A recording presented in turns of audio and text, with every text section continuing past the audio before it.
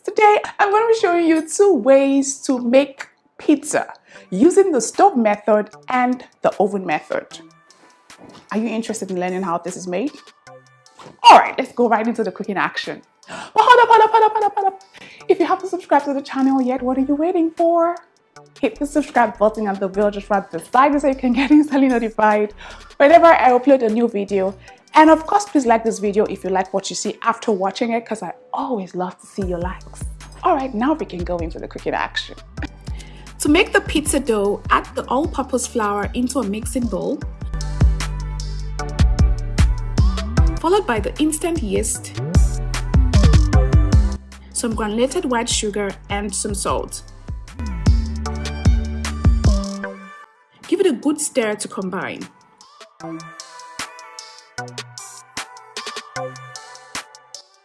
Make a hole in the center and add the egg, then mix again to combine.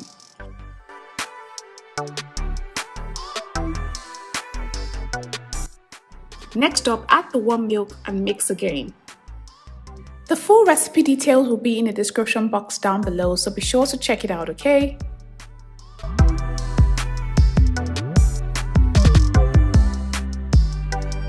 The soft butter goes in next. This time we have to get the hands to do the job. So go in with your hands and mix all the ingredients together till a dough is formed.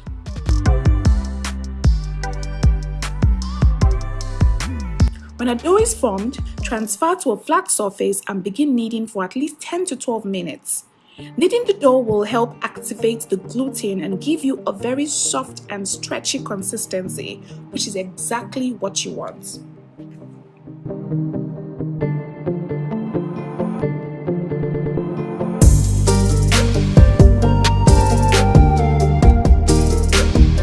I cannot overemphasize the importance of this part, guys. It has to be done right. It will require some muscle power, but it will be worth it in the end. Alternatively, you can use a stand mixer with the kneading iron if you have one at home, but ensure you knead for at least 10 to 12 minutes to achieve the right consistency for the dough.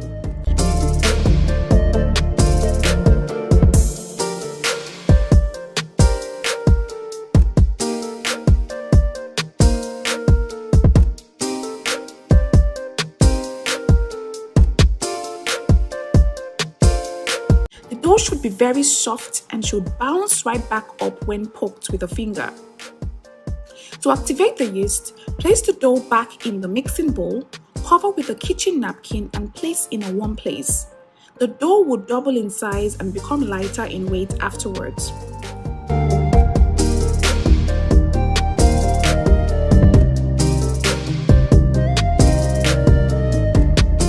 While it is rising, go ahead and prep the pizza toppings. A typical pizza topping is made up of the sauce, the vegetables, proteins, and lots of cheese. You can use a store-bought pizza sauce or any tomato-based sauce, or you can just make your own pizza sauce at home. My homemade pizza sauce is very easy to make and is one sure way to pack lots of vegetables into your meal. I use a bunch of veggies to create it.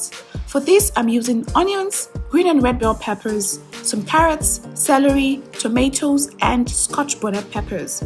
Cut all the vegetables in tiny chunks, then add some oil to a pan and heat up on medium heat. Next, add the onions and saute for a few seconds, then add the carrots and celery. Saute for another minute before adding the green and red bell peppers and the tomatoes. Season with some thyme, some curry powder, seasoning cubes, and salt. Stir to combine. Then add 1 cup of water, cover the pot and leave to simmer for 5 minutes. After about 5 minutes, the vegetables should have softened up. Transfer to a blender and blend till completely pureed.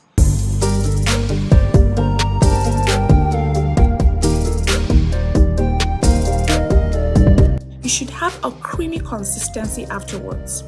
If you want a red sauce, avoid adding a lot of carrots to the mix. Place the sauce in a bowl and set aside, or you can store it in the freezer for up to 2 months till you're ready to use it. I always like to make this in a large batch so that I don't have to keep remaking each time I want to make a pizza. For the proteins, I'm using chicken breasts, some sausage and bacon pieces. You can use whatever proteins you have available. Season the chicken with some salt and pepper and transfer to an oiled pan on high heat. Pan-sear on one side for 3 to 4 minutes or until brown, and then flip to the other side to pan-sear for another 3 minutes. Pan-sear all sides of the bacon and sausage pieces as well.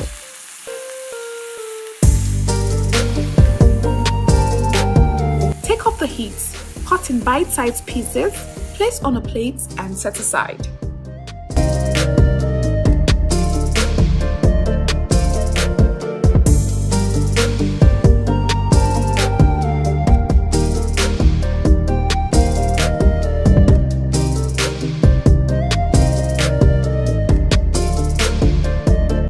Proceed to grate the cheese with a box grater. Mozzarella cheese is usually the cheese option for making a pizza because of its very stretchy consistency. After grating, set on a plate and set aside.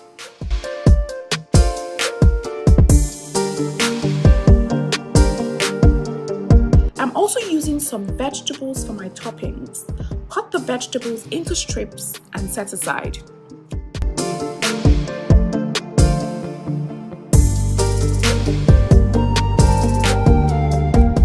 Like I said earlier, you can either make your pizza sauce at home or use a store-bought pizza sauce or any tomato-based sauce of your choice. I'm going to use the both of them. All my toppings are prepped and ready to go. It's time to assemble the pizza.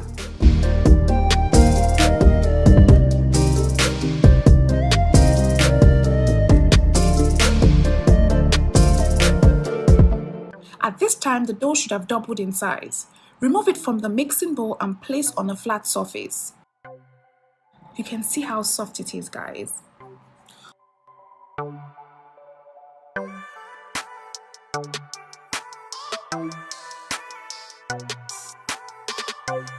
Cut in 4 equal halves and work with one at a time. You can save this dough in the freezer for up to 2 months and use it whenever you feel like making a pizza.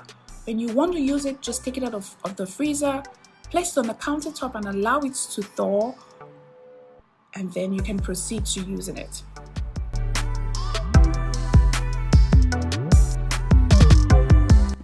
For the stove method, take one of the cut doughs and roll out with a rolling pin.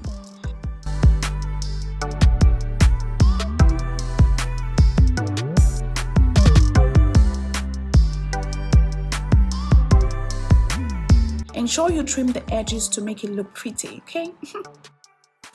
Then place a pan on low heat and generously coat it with some vegetable oil. Allow the pan to heat up, then lift the dough and transfer to the pan. Allow to cook on one side for about 3 to 4 minutes or until lightly browned, then flip to the other side and immediately start placing the toppings. Start by spreading the sauce on the surface.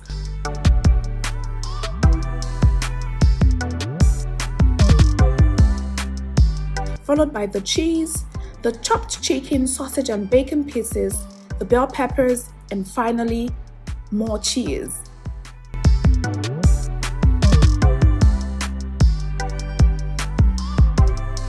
Cover the pan immediately and leave to cook for another 3 to 5 minutes on very low heat. The heat has to be set to the lowest, guys. This is very important so that your dough doesn't burn. The steam released will help melt the cheese and cook the toppings slightly.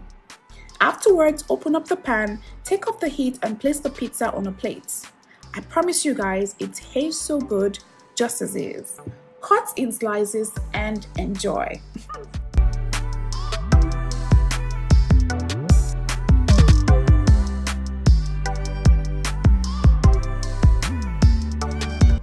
If you prefer to go with the oven method, all you have to do is roll out another dough, grease a pizza tray with oil or cooking spray. If you don't have a pizza tray, you can use any oven-safe tray. Lay the dough on the tray and ensure it is perfectly aligned. Then cut the top with some pizza sauce, followed by the shredded cheese, chicken, sausage and bacon pieces, some more pizza sauce, the bell pepper strips, and finally loads and loads and loads of cheese. Be very generous with the cheese, guys. Place in a 350 degrees preheated oven and bake for 15 to 20 minutes or until the cheese is melted and the dough is slightly browned. Take the pizza out of the oven and cut in slices. At this point, you will feel so good after a job well done.